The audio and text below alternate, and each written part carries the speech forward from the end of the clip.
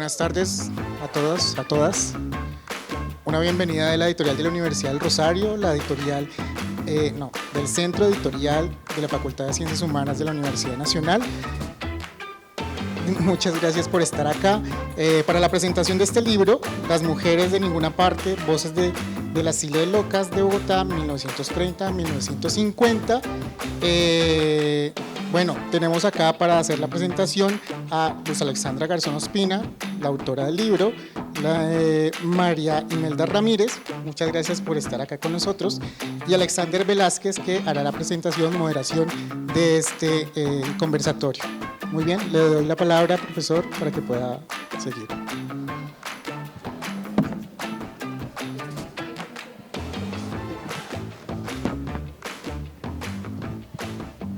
Aló. Ahí se escucha, ¿verdad? Bueno, buenas tardes. Mi nombre es Alexander Velázquez. Yo soy periodista y bloguero del diario El Espectador. Estoy pues muy contento de estar hoy acompañando a la profesora Luz Alexandra Garzón Ospina en la presentación de su segundo hijo, ¿verdad, profesora? De Las mujeres de ninguna parte, voces del asilo de locas de Bogotá en el periodo 1930-1950. Un libro maravilloso. Yo suelo visitar las librerías de Bogotá con alguna regularidad, siempre en busca de algún libro maravilloso, algo que me impacte o me llame la atención. Y estaba en la Lerner, ahí en la Jiménez con Cuarta, con una amiga que es escritora, Juana Carolina Villa, que está invitada a este evento también, bogotana ella y feminista, y fue quien detectó este libro. Estábamos viendo libros y ella quedó súper impactada por el título del libro, y obviamente cuando nos pusimos a analizarlo, pues yo también quedé gratamente sorprendido. Para nosotros como escritores, pues para mí particularmente la palabra ninguna parte me pareció muy poética, me pareció como que ninguna parte esto de qué hablará. Y pues bueno, ahí empezó la sorpresa, que fue hojearlo, ya después comprarlo, que es la invitación que les quiero hacer inicialmente.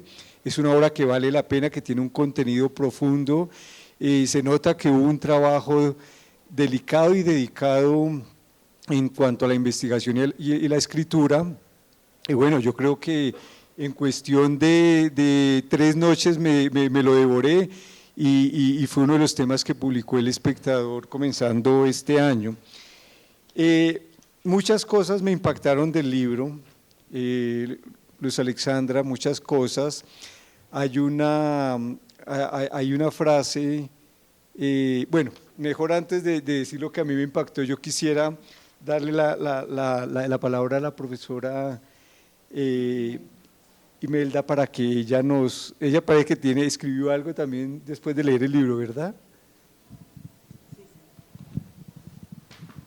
Si nos cuentas un poquitico, ¿quién eres tu profesora? Buenas tardes. Buenas tardes.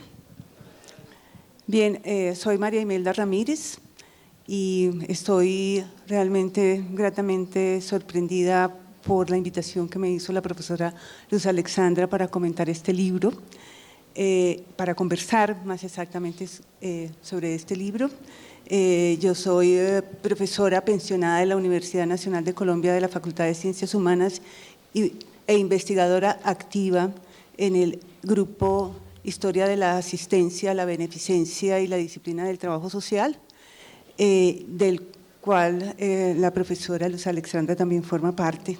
Y por ese motivo hemos tenido oportunidad de intercambiar pues, a lo largo de varios años nuestras inquietudes intelectuales alrededor de la asistencia social, de la beneficencia, de la atención profesionalizada y no profesionalizada a los más excluidos de nuestra sociedad.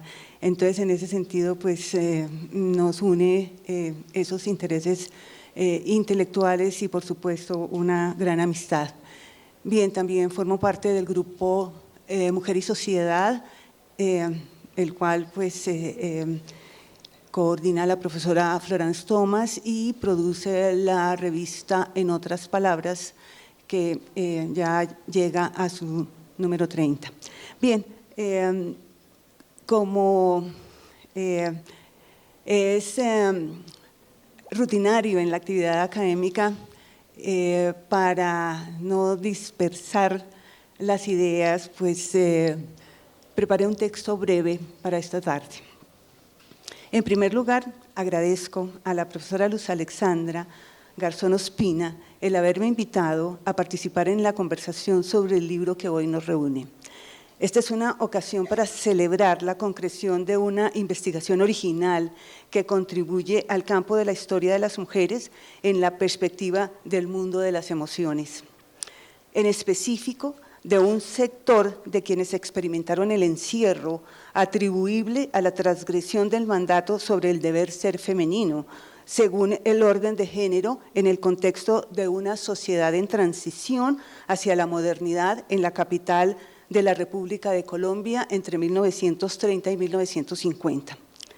Este periodo se inició con las promesas de la República Liberal, que ensayó avances hacia la democratización de la nación, hasta 1946, cuando se dio lugar a la Restauración Conservadora, fuerza política en oposición a algunos de los avances logrados durante el periodo liberal, en particular en lo concerniente a la laicidad que se había impulsado en materia de la educación y la asistencia social.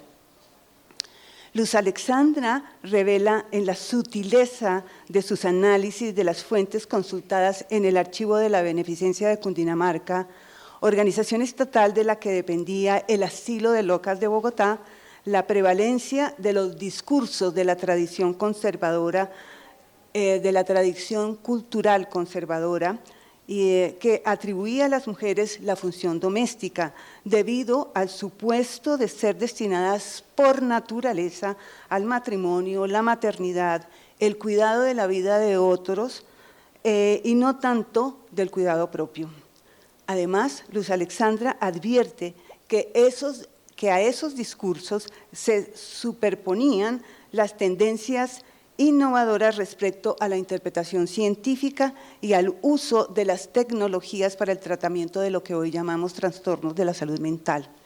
Vislumbró además las sensibilidades tanto del personal médico de la institución como del estamento administrativo, entre ellos los síndicos y las religiosas, ante la precariedad de las condiciones materiales de vida de las asiladas, es decir, ante el encierro, el hacinamiento, el deterioro de la indumentaria, las condiciones antihigiénicas en que transcurría la cotidianidad de aquellas asiladas, la soledad, condiciones que fueron imposibles de subsanar, en parte por el aumento de la demanda de internamiento y ante todo por las insuficiencias de los presupuestos destinados al sostenimiento del establecimiento, es decir, del asilo.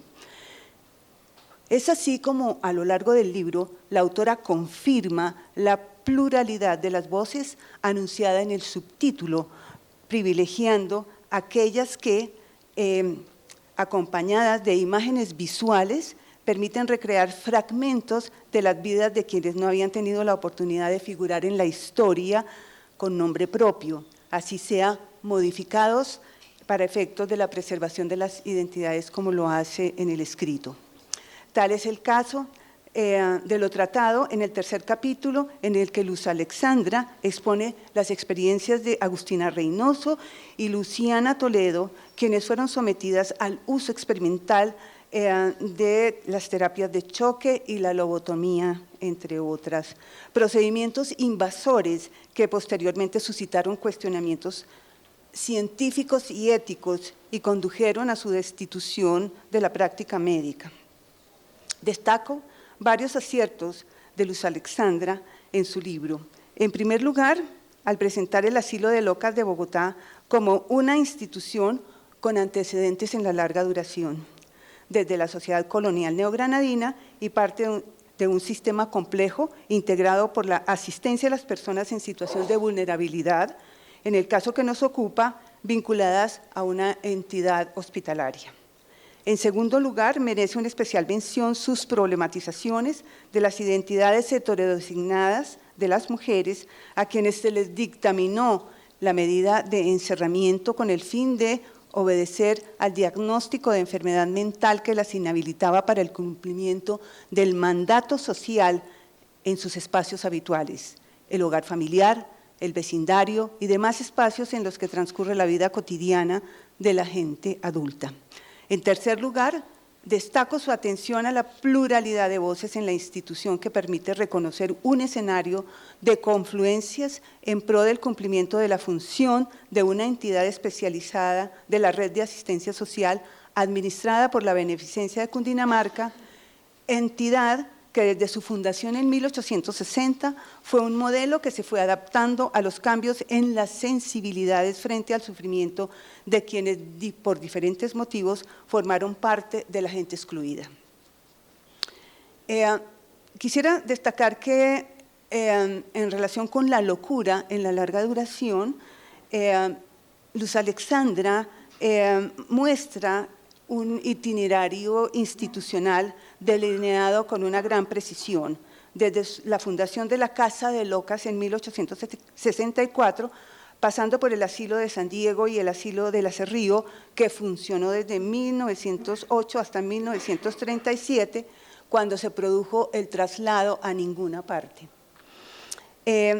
Bueno, en este caso yo evoqué una experiencia investigativa cuando realizaba un estudio sobre las mujeres y la sociedad de Santa Fe de Bogotá entre 1750 y 1810. Un hallazgo en el Archivo General de la Nación me produjo una gran impresión. En ese documento se informaba el registro de 13 locos en el Hospital San Juan de Dios, 7 hombres y 6 mujeres. Entre ellas, pues, figuraban varias mujeres y se habla allí de que, por ejemplo, María Ignacia Obregón era considerada loca habitual y llevaba 3 años en el hospital en una jaula. De la misma manera, Catarina Garzón, Catalina Zula, María Magdalena Vela estaban afectadas por locura según el diagnóstico de aquellos tiempos y, por lo tanto, estaban también recluidas en una jaula. La imagen de la jaula, por lo demás, es traída por Luz Alexandra al referirse al libro de fotografías de mujeres recluidas en el asilo, realizada por Diane Whitling y publicada en Bogotá en 1974.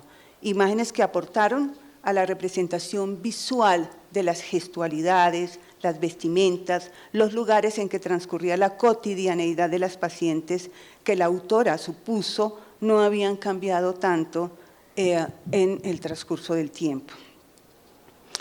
Bien, Luz Alexandra recorre contribuciones de autoras y autores acerca de quienes se ocuparon o se han ocupado pues, de estas instituciones y de los habitantes y las habitantes de entidades en las que han sido recluidos y recluidas.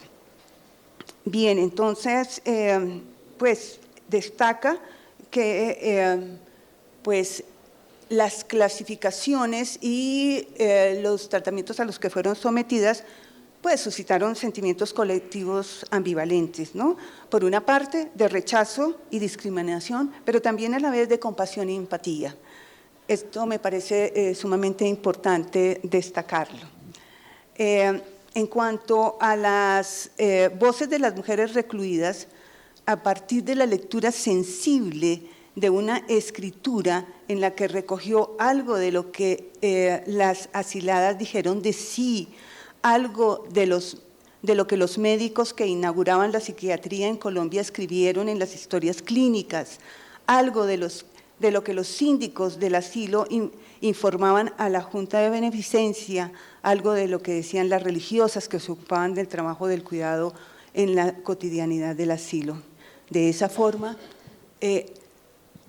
Luz Alexandra le asignó a aquellas mujeres recluidas el rango de sujetas de la historia, al reconocerles una vida que compartieron con sus semejantes antes de la institucionalización, en sus entornos como los hogares de donde fueron expulsadas, sus espacios rurales, en su mayoría de Cundinamarca y de otros lugares del país, quizás de zonas de conflicto armado, como lo sugiere la autora, al mostrar la procedencia de algunas de ellas, de Caldas, Tolima, Boyacá y otros lugares, escenarios de la gran violencia de aquellos tiempos que todavía nos interpela.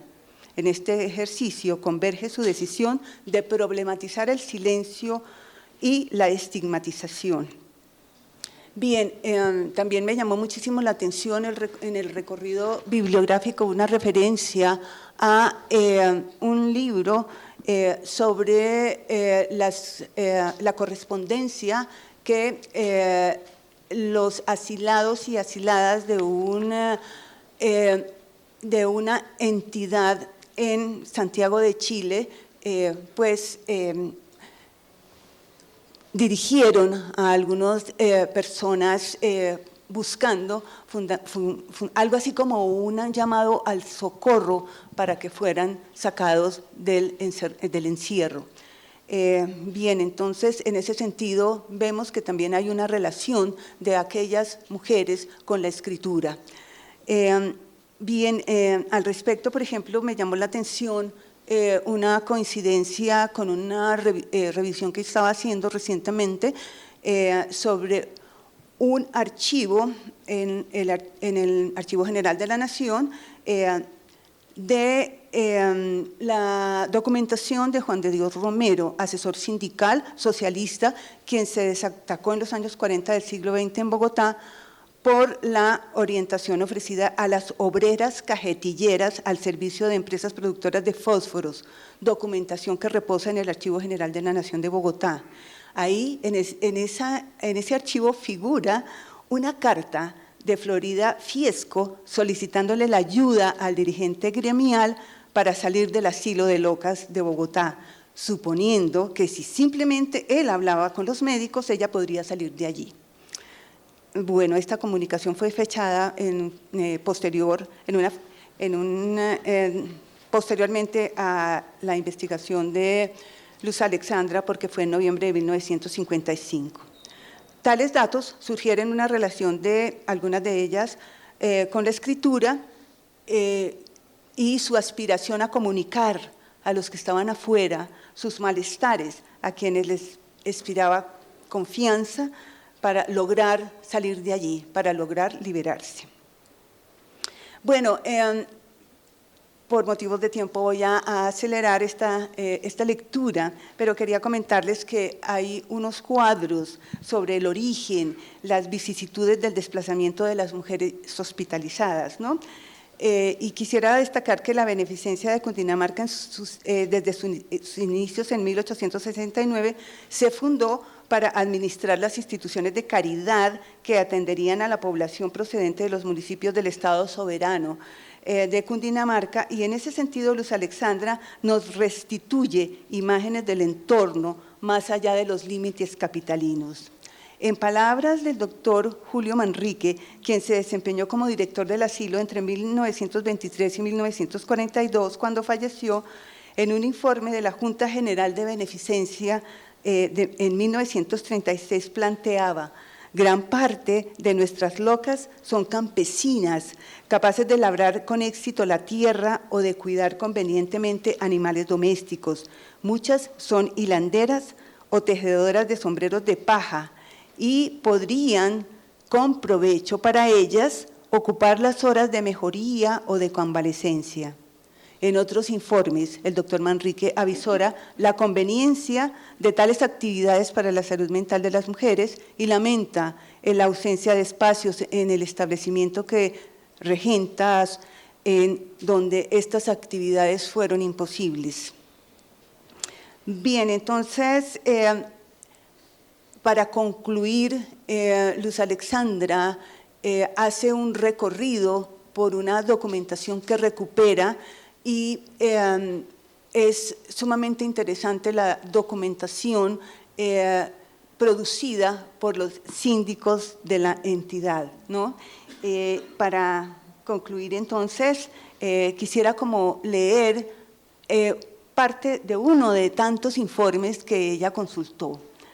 Ya hacia mediados de los años 40, en consideración a la debilidad de la institucionalidad de las de los demás departamentos del país, las expectativas creadas por las posibilidades de atención científica de las pacientes o simplemente por deshacerse de las mujeres que eran incómodas en sus lugares por su locura o por la atribución que le hacían la sociedad, el asilo de locas de Bogotá fue adquiriendo un carácter nacional. Por supuesto, condicionado a contratos en que los mismos departamentos se comprometían a sufragar los gastos del ingreso de las mujeres remitidas desde aquellas entidades territoriales. En 1932 ingresaron 343 mujeres procedentes de Cundinamarca, 47 de Caldas y 45 del Tolima, 34 del Valle y 25 de Boyacá. En 1931, el síndico en su informe a la Junta Central planteaba que ya en ese momento el asilo entonces era de carácter nacional, lo que acentuaba el hacinamiento que era crítico y persistente y manifestaba que aun cuando existen contratos para la hospitalización, el caso es que faltando estos, la sindicatura se ve obligada a recibirlos porque al ser rechazados los familiares o las personas que los traen suelen abandonarlos en las calles, de donde son recogidos por la Policía Nacional y traídos con orden perentoria para su admonición. En esa forma ha sido llevado al manicomio más de un 15% del personal actualmente hospitalizado. En 1933, otro informe plantea, comillas, sabido es que la mayor parte de las enfermas que llegan al asilo de locas vienen de lugares remotos y son conducidas a esta ciudad en camiones de carga o en carros de transportar bestias. Ahí. Gracias. En los ferrocarriles, cuando estos existen, o si no, amarradas sobre un caballo o a pie, sufriendo atroces maltratos, consecuencias del terror que inspiran a nuestras gentes los seres privados de la razón. Las más de las veces, estas desgraciadas han permanecido en la cárcel del pueblo, encerradas en inmundos lugares, y como no hay quien se ocupe de ellas, pasan días enteros sin tomar alimento alguno, dado que esta clase de enfermas lo rechazan y solo pueden sostenerse por ciertos medios que necesitan la intervención de personas expertas. Similares son muchas de las informaciones que Luz Alexandra nos entrega en esta obra que realmente vale la pena considerarla como parte pues, de nuestras próximas lecturas, porque realmente nos ilumina un periodo de la historia de Colombia sobre cuyos claroscuros vale la pena que miremos esas iluminaciones que nos ofrece Luz Alexandra. Muchísimas gracias.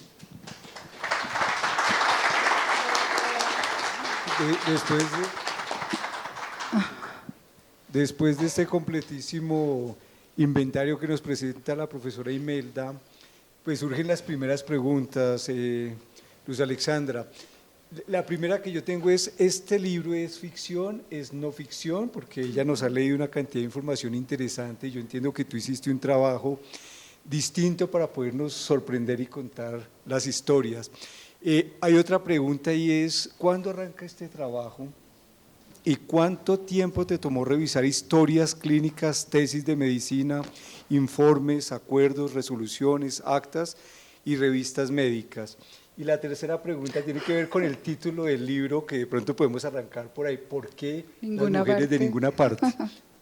Bueno, yo quisiera antes de iniciar respondiendo las preguntas, agradecerte, profe María Imelda, por tan generosa lectura, presentación y detalle con el que has acogido pues el libro, ¿no? Y el acompañamiento también que me has hecho. Y también brevemente agradecer a quienes me están acompañando hoy en este escenario, pues por supuesto mi esposo, mi familia, que no había podido estar en ningún espacio, profe Yolanda, maestra, que tú sabes que te llevo en mi corazón y también estás aquí, como todas las mujeres de mi familia también están aquí, bueno, mi hija que no está, pero sé que me está acompañando desde lejos. Mis estudiantes que están allí, que han pasado por mis aulas y a las y los que les he contado sobre las mujeres de ninguna parte en diferentes momentos. Yurika, muchas gracias también por venir. Álvaro, si estás, que estás por ahí. Profe Uva también, Uvita del Mayor, bueno, en general como todas y todos. Las personas que están interesados, de la editorial de la Universidad del Rosario también, por supuesto la Nacional, Alex, a ti, y bueno, de nuevo a la profe María Imelda. Ahora sí, de una a las respuestas, al libro, y aunque antes de meterme allí yo quisiera introducirles también a ustedes al asilo, conmigo, y empezar a responder las preguntas allí. Entonces, pasan varios días, hoy hace frío y en el patio del Niño de Praga hallamos a esta mujer con su bata desgastada, acompañada por una mirada que interroga. También pasadas varias horas transitando por los pasillos que dan al patio Santa Ana, nos encontramos a otra mujer sentada en una de las bancas. Hoy es miércoles de ceniza del año 1950. Al asilo acude el capellán, quien en compañía de la reverenda hermana María Salomé y las demás hermanas de la caridad organizan la capilla para la celebración de la liturgia. A las 10 a.m. acceden el director del asilo, el doctor Edmundo Rico y demás personal médico y administrativo y algunas de las moradoras consideradas tranquilas. Entre ellas se encuentra Agustina, quien en voz baja pero audible dice: me iban a entronizar porque soy santa. Esos santos y la Virgen se me aparecen para darme consejos y ordenarme lo que debo hacer para la salvación de los pecadores. Comienza la liturgia, en el rostro de Agustina es latente la serenidad y la paz. Al final se acerca al capellán y le dice: Padre, la Virgen se me aparece y me dice que salga a pasear con los doctores. Los santos me dicen que no coma mucho porque me hace daño. Los santos también se me aparecen para darme consejos, pero yo soy una persona seria y lo respeto. Padre, a mí me van a entronizar porque soy santa. Mientras le habla al capellán, la expresión en su rostro demuestra felicidad. El párroco la bendice y sale con ella de la capilla y la conduce a la cocina para allí esperar el almuerzo. Esta narrativa, digamos que acompaña gran parte del libro, y es un poco también esta invitación a entrar al asilo, a caminar por sus pasillos, sus habitaciones, con Agustina, con Soledad, con Luciana, con Micaela, con todas estas mujeres que lo habitaron y que lo moraron. Entonces voy a empezar por la última pregunta y bueno, si se me olvida después para que me retomes las anteriores porque fueron varias. ¿Por qué las mujeres de ninguna parte desde el título? Ya bien también planteaba la profe María Imelda que el lugar donde ellas fueron recluidas después de 1937 se llamó Ninguna Parte. Era una casa que había pertenecido a un militar en la colonia, un militar español en la colonia, después la beneficencia la adquiere y allí empezaron a morar antes de las mujeres los hombres considerados locos. En 1937 los hombres son trasladados a Cibaté y ellas llegan a Ninguna Parte después de haber estado en el local de la Cerrillo. El título fue muy llamativo, o sea, llegaron a ninguna parte y ustedes también como lectoras, futuras lectoras y lectores del libro van a encontrar cómo esos tránsitos, ¿no?, están llenos de expectativas, de esperanzas por la mejora del local. Y pensar que llegar a ninguna parte también fue como un proceso de seguir tal vez en lo mismo, el hacinamiento, ese sufrimiento también que se experimentaba, pero además del sufrimiento y el hacinamiento, yo logré identificar también en Ninguna Parte la vida de estas mujeres, y yo creo que eso es potente, porque estas mujeres, como también bien señalaba la profe María Imelda, y lo van a encontrar en el libro, pues son mujeres con una vida, ¿no? Más allá de ser mujeres locas, más allá de ser mujeres diagnosticadas, en este caso todas como esquizofrénicas, pues eran mujeres campesinas, esposas, madres, hijas que tenían una historia, y esa historia entra por las paredes del asilo también, resuena también allí dentro de esa vida cotidiana, ¿no?, que ustedes van a encontrar también en el libro, esa vida cotidiana de lo que pasaba en los patios, las habitaciones, en los comedores, en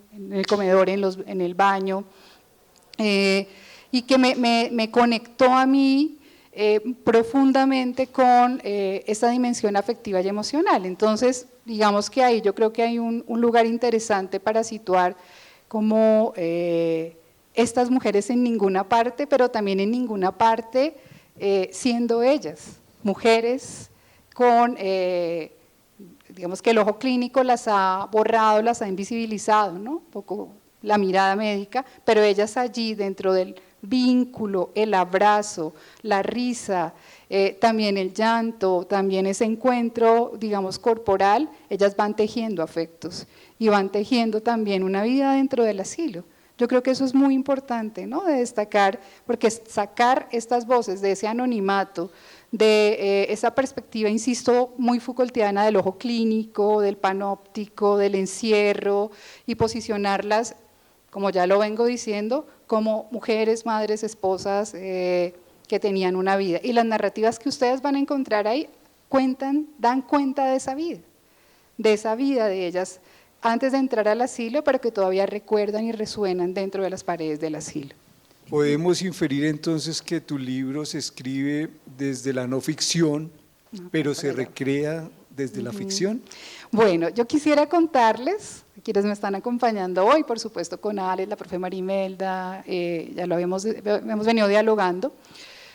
El tema de la ficción, ¿no?, fue algo con lo que me encontré y fui un poco interpelada. Aquí estás, Nicolás, en el seminario de tesis con las y los historiadores, y yo creo que eso es algo que fue, digamos, en su momento de descolocación. Yo lo he dicho en varios espacios, un poco, ¿qué estás haciendo?, ¿no? ¿Eso es historia? ¿Eso es ficción? ¿Qué es eso? ¿Cómo es esa forma de contar la historia?, ¿no? Pero yo les puedo decir, y lo van a encontrar en el libro, que lo que está narrado allí, digamos, sale de las fuentes, especialmente de las historias clínicas y de los informes también señalados por la profe de la Junta General de Beneficencia, y lo que yo quise hacer de una manera intencionada, tejiendo también ese interés que yo tenía, es gestar una narrativa que fuera más cercana a mis futuras lectoras y lectores, inclusive que fuera más allá del mundo académico, es decir, que no fuera solo un libro para académicos, sino también que fuera un libro que tuviera un eco y un encuentro con quienes pues, no están directamente ligados o ligadas a la academia, sino que también se interesaran por un tema que sigue siendo muy vigente. Entonces, desde ahí les puedo decir que no es ficción, ¿no? Claro que hay una recreación de escenarios partiendo del sentido de realidad de la institucionalidad, es decir, de los patios, de las habitaciones y de las narrativas que me dejaban ver las fuentes. Ejemplo, yo me encontré una tesis de medicina que hablaba sobre la nutrición en el asilo de Locas, lo que comían en el asilo, con detalle.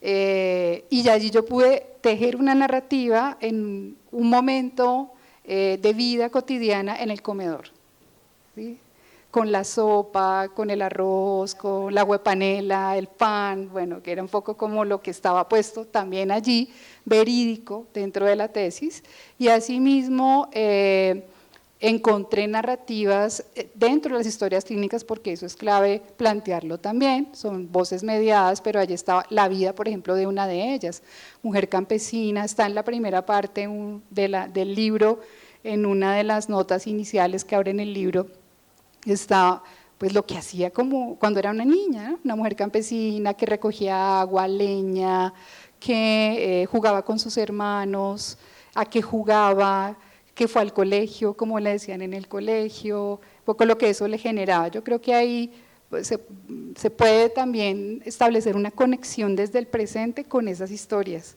y sacarlas, digo yo, de ese anonimato y darles este lugar que el libro pues trae, ¿no?, y la investigación. A mí me sorprende como periodista que estos archivos existan, pero también que tú hayas podido tener acceso a esos archivos. Digamos, ¿cómo fue ese trabajo? ¿Quién autorizó primero para que pudieras acceder a ellos?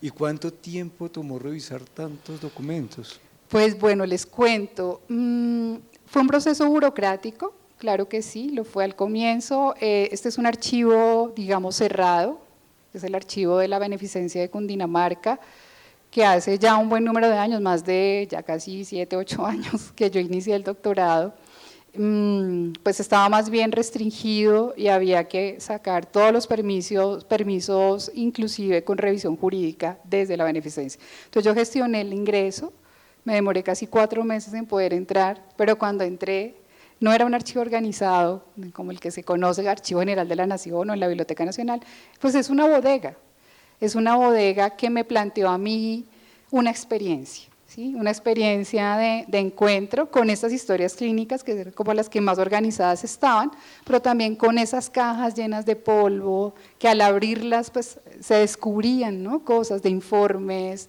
de un poco cómo va surgiendo ese discurso médico, y entre otras la historia de la asistencia y la beneficencia, ¿no? Yo creo que hay un archivo potente para que sigamos explorando de cara a esta institucionalización de la asistencia y la beneficencia, pero allí también pues me encuentro con estas fuentes.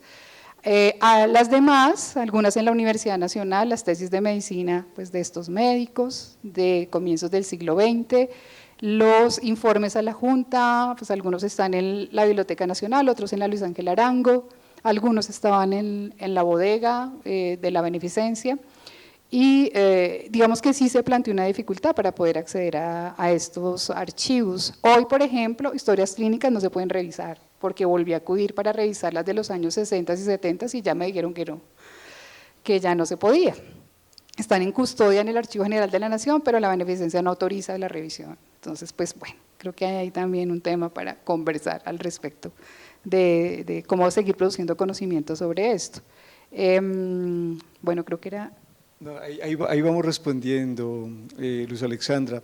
Mira, a mí como escritor ese tema de la locura siempre me ha llamado la atención. De hecho, yo soy de los que cree que de alguna manera nos atraviesa a todos los seres humanos, porque incluso está siempre latente la posibilidad de que en algún momento de la vida desarrollemos algún grado de locura, y más con este mundo que está un poco patas arriba. Después de escribir este libro y entender la realidad de estas mujeres y exponerlas, ¿qué te enseñó todo esto? ¿Dejó algo en lo personal para ti? Bueno, yo quisiera un poco partir de contarles la experiencia desde la escritura, porque creo que ahí ya empezó a llegarme, como a transformarme también frente a la vida y la historia de las mujeres. Entonces, cuando empiezo a encontrarme con estas narrativas sobre los tratamientos, por ejemplo, mujeres lobotomizadas, y a que además ya habían pasado por terapia de choque llevadas por sus esposos porque no lavaban, no planchaban, se la pasaban durmiendo, no cuidaban de sus hijos, no cumplían con sus deberes maritales, pues fue como un poco indignante en un comienzo encontrarlo, pero también empezar a comprender en contexto, bueno, cuál era el lugar de la mujer en la primera mitad del siglo XX o finales del siglo XIX, cuál era esa mirada también clínica que se fue fundamentando alrededor también de este ser mujer, en el caso del asilo de locas, y el incumplimiento del deber. Por eso se llama, en algunos casos y en los informes, mujeres dañadas para el buen servicio, no servían para lo que tenían que servir. Entonces muchas terminaron asiladas, muchas terminaron encerradas por no cumplir. Entonces, en primer momento fue como de parar un poco la escritura, de parar la revisión de todas las fuentes y decir, bueno, ¿con qué me estoy encontrando? Además, desde una perspectiva de ser mujer.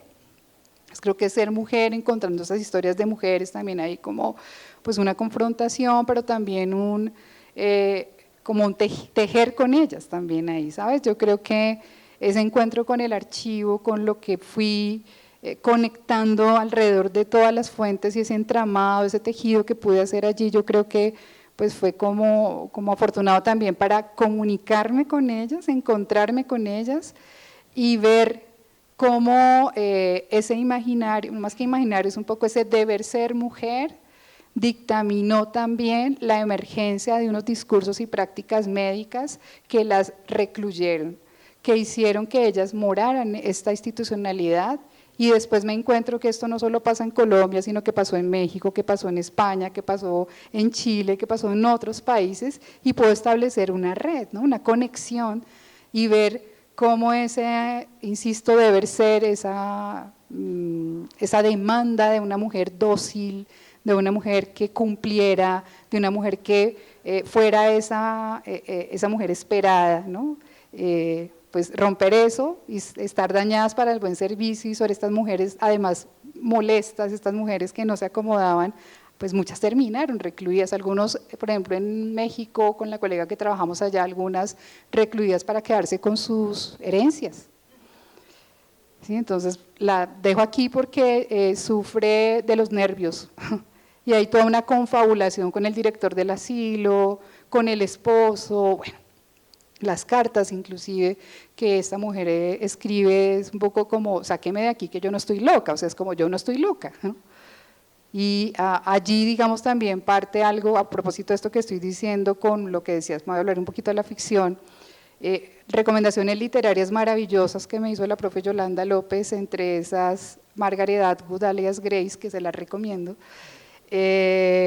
Allí encontré, digamos, un vínculo también con eso de, pues no estamos locas, pero estamos encerradas, y estamos encerradas por esto que les estoy contando, también por ser mujeres que inclusive no querían casarse, no querían tener hijos, querían salirse de ese canon, ¿no? Yo creo que ahí es clave como plantear ese vínculo que yo empecé a tejer con ellas ahí, y ahora con mucha más razón, después del libro, de lo que construí con ellas, bueno, porque pues están ahí presentes y también están para ustedes como lectoras y lectores.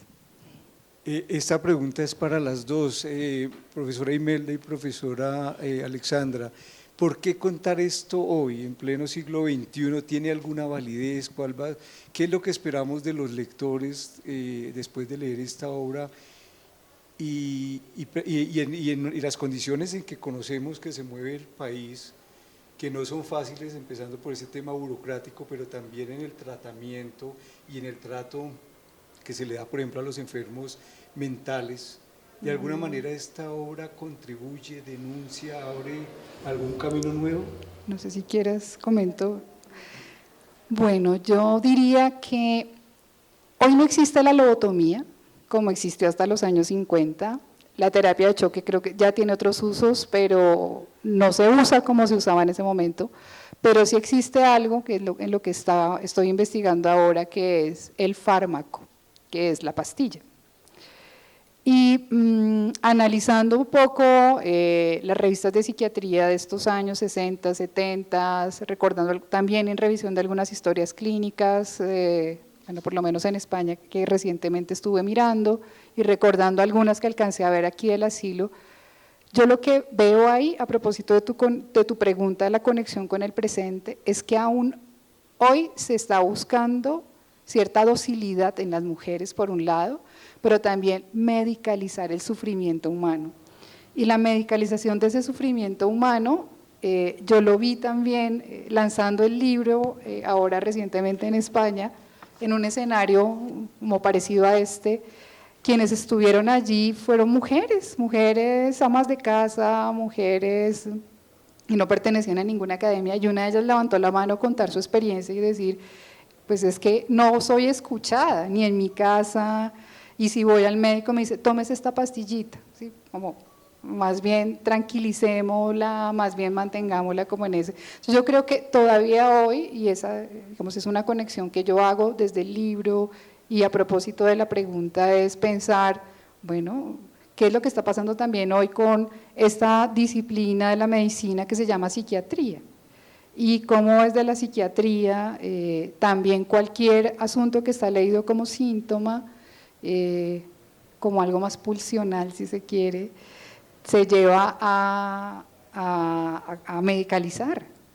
Y mucho de lo que está medicalizado en algunos casos de estas mujeres, con esas pulsiones y demás, pues insisto, son sufrimientos, y sufrimientos cotidianos, porque hoy todavía pasa eso, ¿no? Mujeres a las que todavía, digamos, la sociedad, inclusive sus parejas y demás, pues les está demandando, tiene que cumplir con el rol. O sea, una creyera que no, pero resulta que sí, eso todavía es vigente. Entonces yo creo que por ese lado establezco un puente, una conexión, y estoy explorando, vamos a ver si ese es el tercer libro, que diera cuenta un poco de esta perspectiva del cuerpo, del sufrimiento, de la medicalización, de la psiquiatría, un poco más en una perspectiva contemporáneo. Bien, yo resalto en el trabajo de Luz Alexandra su compromiso ético y creo que en el momento actual, en estas situaciones como pues de tanta desorientación quizás que vivimos por las diferentes influencias, como entrecruzadas, los distintos discursos, dentro de los cuales figuran inclusive, y lo digo con cierta cautela, una gran propagación de los discursos de odio, otros discursos que nos entregan pues las investigadoras como Luz Alexandra, que hacen referencia a aquellos compromisos pues como con otra manera de pensar la historia de las mujeres en concreto en este caso, me parece sumamente pertinente. Yo creo que la pertinencia del estudio, pues además de pues, sus potencialidades para avanzar en estos temas, radica precisamente en esta reflexión ética que propone sobre precisamente la existencia en aquellos momentos de pues, diversos discursos que circularon en el asilo, inclusive aquellos discursos que se sensibilizaron frente al sufrimiento de aquellas mujeres y algunos esfuerzos concretos que se hicieron para modificar las condiciones precarias de existencia de aquellas mujeres.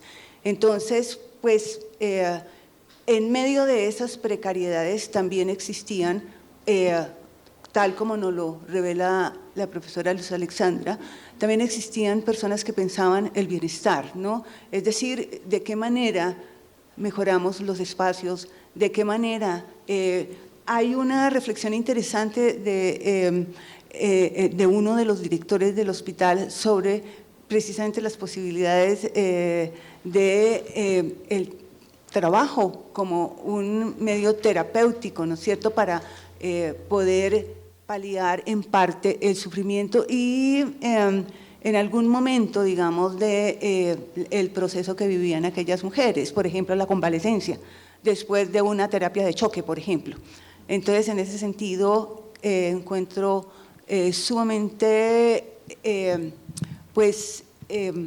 altruista, si se quiere plantearlo en estos términos, esta reflexión ética.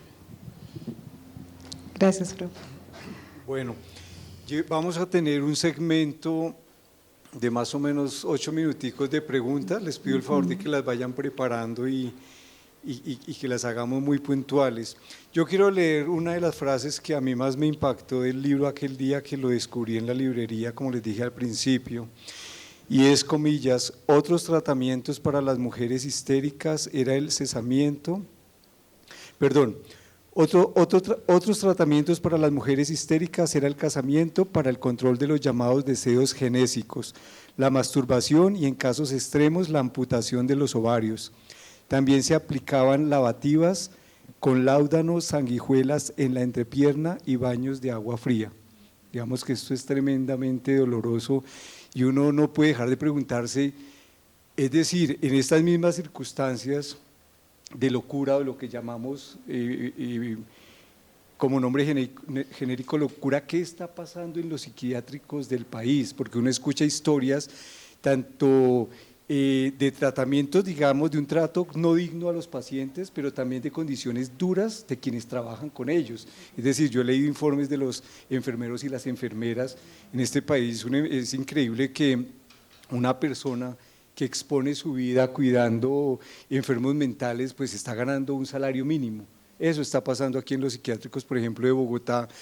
Y se enfrentan a esta realidad todos los días, es decir, hay casos documentados de personas que han terminado pues, en los hospitales con heridas de diferentes tipos de grado. De alguna manera ese libro que tú planteas como tercero es en el que ya estás trabajando digamos, ya tiene como forma ese tercer libro que abordaría este tipo de temas, profesora. Bueno, yo creo que está siendo gestado en este momento porque es una investigación España-Colombia. La idea es trabajar todo el archivo de anales de neuropsiquiatría aquí en Bogotá y la revista Luso Española de Psiquiatría en España en el Asilo de Locas de Málaga, España. Entonces, tenemos Asilo de Locas de Bogotá, Asilo de Locas de Málaga. Y empezamos esa mirada, primero está como desde la perspectiva del ojo clínico, ¿no? Es decir, cómo esta psiquiatría, después de ser totalmente influenciada por Europa y de manera muy puntual por Francia, pasa a tener un influjo directo norteamericano con el tema de la farmacología, ¿no? Pero allí también hay una apuesta, y tú lo lees allí, del cuerpo de las mujeres. Entonces, el cuerpo es como medio y fin, ¿no? Para experimentación, pero también para, a partir de esa experimentación, cimentar el saber psiquiátrico. Porque el saber psiquiátrico se cimenta en el asilo entre los años 30 y 50, porque el asilo se cientifica y desde allí empieza a instaurar estas prácticas y estos discursos de una manera, digamos, mucho más organizada en términos de la psiquiatría en esa época en el país. Entonces, el libro que se está concibiendo por ahora en revisión de fuentes, en mirar un poco el acceso de nuevo a historias clínicas, como les contaba, pues ya no estoy pudiendo revisar las de la beneficencia, vamos a ver si miro las del manicomio departamental de Antioquia, que creo que esas sí están para la consulta, y poder empezar a hacer ese tejido un poco categorial, de contexto, y poder hacer también estas conexiones pues, con este presente, ¿no? Un poco ya a esto que estamos hoy ubicando aquí, que queremos conversar sobre la contemporaneidad de lo que pasa en estos asilos en el hoy, ¿no? Perfecto. Voy a mi última pregunta. Dices en la página 299, ¿sería clave profundizar los vínculos de la violencia vivida en diferentes regiones del país entre 1930 y 1950 con la génesis de las afectaciones mentales, tanto en hombres como en mujeres? Como sé que acá están tus estudiantes acompañándote, ¿cuál sería ese mensaje para ellos, para quienes quieren incursionar en la sociología, para que este tipo de iniciativas y de investigaciones que ustedes han hecho, pues sigan su curso y lleguen a buen puerto? Bueno, yo en clase a todas y a todos les he invitado y creo que trato de motivarles en las clases de investigación, y yo creo que también desde ahí está el ejercicio de que quien hace investigación también pueda volcar toda esa experiencia en el aula y pueda llegar a tocar ese querer y ese querer hacer. Entonces, con esta investigación también la invitación siempre ha sido a conectarse con lo que los mueve, con eso que les habita y con las preguntas que también traen, porque en clase yo les digo, lo que uno investiga, digamos, no es porque sí, hay una conexión, hay algo subjetivo, ¿no? Es algo de adentro, es algo que está ahí habitándolo a uno. O sea, una no investiga esto porque sí, porque le tocó, porque va a hacer un doctorado y quiero, no. Eso que uno investiga, eso que uno publica, eso que uno, digamos, hace en esa producción de conocimiento tiene que ver con una misma, con su familia, con sus vínculos. Yo inclusive lo digo en el libro y siempre que me lo han preguntado lo digo, este libro también nace de la conexión mía con mis ancestras, con Sara, con Mercedes, con Carmen, con mis primas que están hoy aquí, con mi familia, ¿no? Porque también ahí hay un vínculo pues muy vital y ese vínculo también como que me llevó a ser más consciente el por qué conecté con este tema, con este libro, con esto que hago, mis tías también, bueno, en general, mi madre, ¿no?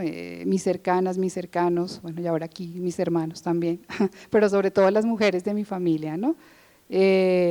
Entonces, pues bueno, yo diría que a partir de esta pregunta y lo que les estoy diciendo y lo que les digo a mis estudiantes también es una invitación al ver esta sala llena hoy de caras conocidas y pues caras que no lo son, es a invitarles a ingresar al Asilo de Locas de Bogotá, a encontrarse con las historias, insisto, de Mariana, de Antonia, de Soledad, de purificación de todas estas mujeres que moraron en el asilo, que estuvieron allí, que vivieron largos años, ¿no? Muchas entraron muy jóvenes y terminaron en asilos de ancianas, porque las familias las dejaron allí, abandonadas, ¿no? Pues un poco también es la pregunta de qué hacemos, cómo hacemos, pero como una historia, le digo para cerrar la respuesta, como una historia como esta, también me da la posibilidad de llevar al aula un proceso que es también personal, que me habita,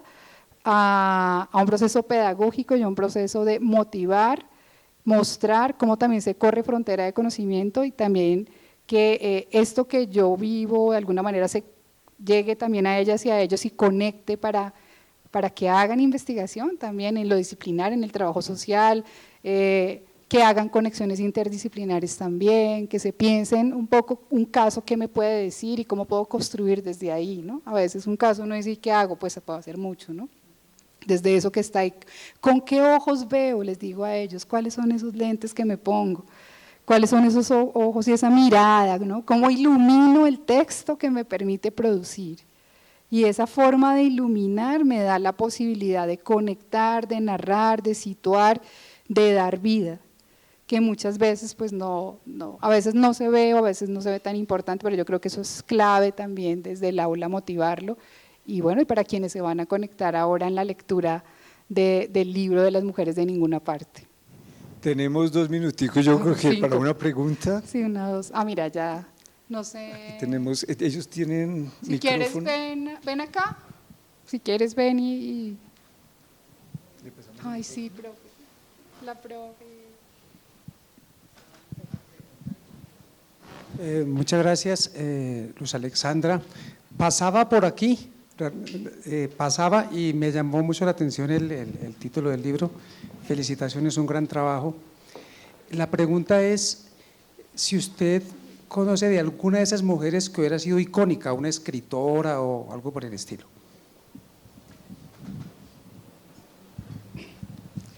Mira, no, y creo que ese no me da la posibilidad de decirles que eran mujeres anónimas. Y como mujeres anónimas, también mujeres de alguna manera borradas de la historia. Y por eso el libro yo creo que les da vida, también les da lugar. Casos icónicos yo creo que una pudiera encontrar posiblemente si revisan otro tipo de asilo, ¿sabes? O bueno, no sé, igual las que yo encontré como historias clínicas no me dieron la posibilidad pero interseccionalmente estas mujeres eran pobres, analfabetas, campesinas, muchas con situaciones de violencia, insisto, anónimas. Pero digamos un caso emblemático, reconocido, no lo encontré. Pero bueno, voy a seguir buscando, yo creo que de pronto. Gracias, gracias. Como pregunta, y quería luego hacer un pequeño comentario, pero quiero preguntarte por qué se llamaba Ninguna Parte. ¿Por qué razón? ¿Estaba muy lejos? ¿Qué? Bueno, yo traté de rastrear, digamos, hasta lo que la fuente me pudo dar y es lo que comenté al inicio, es decir, era una finca, o más bien una casa que perteneció en la colonia a un militar español y que fue nombrado desde ahí como Ninguna Parte. Yeah. Y tal vez ahí lo que empezó o lo que se trajo año tras año fue que el nombre no cambió, porque la casa quedaba en la calle 12 con carrera quinta. Y era una casa recordada por todos los médicos, ahí sí, icónicos, emblemáticos de la época, como Fulvio Manrique, psiquiatras, Edmundo Rico, y ellos recuerdan la casa de la calle 12. Yeah. Así, como en esta sintonía, como en esta lógica. Pero más atrás, digamos, para identificar por qué en su momento en la colonia le ubican este nombre, no. Yeah. Muy bien. No, muy brevemente me parece que una de las preguntas de Alexander, donde dice por qué dijéramos traer en esta época historias de esta naturaleza. Yo pienso que un elemento que en todo lo que he escuchado, por lo menos en la tarde, se ve muy claramente cómo el marco ideológico para tratar a las mujeres desde la medicina, desde la vida cotidiana, desde los compañeros, es decir, como algo que está en el discurso de la época, autoriza completamente este tipo de decisiones, porque las sensibilidades de las mujeres son inexistentes, y son tan inexistentes que el médico, cuando la recibe, no se entera, sino simplemente si, ¿cómo es que dices tú? Que no cumple, Que no cumple con las labores domésticas. exacto, que es dañada para el Buen servicio. para el servicio, pues si no estuviera en la mentalidad de la época, pues el médico le diría, no, pero es que eso no es un problema, ¿sí? Y en relación con lo que dice Alejandra, que lo ilusiona uno mucho en relación con la continuación de la investigación, yo creo que el discurso en los años 60 y 70 empieza a transformarse hasta hoy, y entonces uno dice, bueno, entonces esa narrativa, como tú dices, ¿qué hace con las mujeres, dijéramos, que no entran en los cánones y en la obediencia? Y entonces pues está claramente las evoluciones de la psiquiatría, los tratamientos nuevos de la psiquiatría, que bueno, los tratamientos de la psiquiatría también son muy importantes en determinados momentos, eso no lo estamos negando, y ¿qué se hace ante esas sensibilidades de las mujeres que ya no se pueden de alguna manera ignorar totalmente como se ignoraban? Encontramos todo lo que está sucediendo actualmente con las mujeres, es decir, los feminicidios, porque pues, si no nos tocaría un manicomio muy, muy grande, creo. Y entonces, pues para eso está la medicación. Gracias. Gracias. Gracias por el conversatorio y por la obra. A mí me nace una inquietud. Esto es básicamente 1930-1950, esa humanización de querer mostrar esa circunstancia de la esquizofrenia en esa época. Hay otro libro que también intenta mostrar ese lado como humanitario de lo que es la esquizofrenia, que fue el que hizo Luis Carlos Restrepo, pero es en una época mucho más reciente. ¿Ustedes han logrado de pronto inferir cosas que puedan intersectar o cómo se complementa el uno al otro o nada en total para con esa obra de Restrepo? No hemos conectado con él, pero yo creo que un poco la respuesta allí, si en algún momento conectamos por lo que me estás planteando, es esta lógica de lo que está diciendo la profe Yolanda, de bueno, y esas sensibilidades, esas también como subjetividades, esos sentires, esas actividades del hoy, ¿qué lugar tienen? ¿No? Desde las mujeres y en un contexto contemporáneo como hoy, como Colombia, como la región, como el mundo, inclusive por lo que les cuento, México, en España, en otros países, en Francia. ¿Cuál sería ese lugar? ¿No? Entonces, pues, no se puede el manicomio gigante porque todas estaríamos ahí, ¿no? Un poco metidas, un grupo grande, sí. Estaríamos ahí en esa institucionalidad cerrada, pero yo creo que obras como esta, la de Luis Carlos, le están dejando ver también a esta sociedad contemporánea esas otras miradas, ¿sabes? Esas otras formas de situar, de comprender, de conectarse, ¿no? Con esa subjetividad, con esos pliegues mucho más profundos, subjetivos, poderosos de las mujeres también, que en ese momento fueron leídos en ese marco moral, más religioso y socialmente ubicadas en ese espacio de servir, ¿no? Como el fin último. Entonces, bueno, yo lo dejaría por ahí.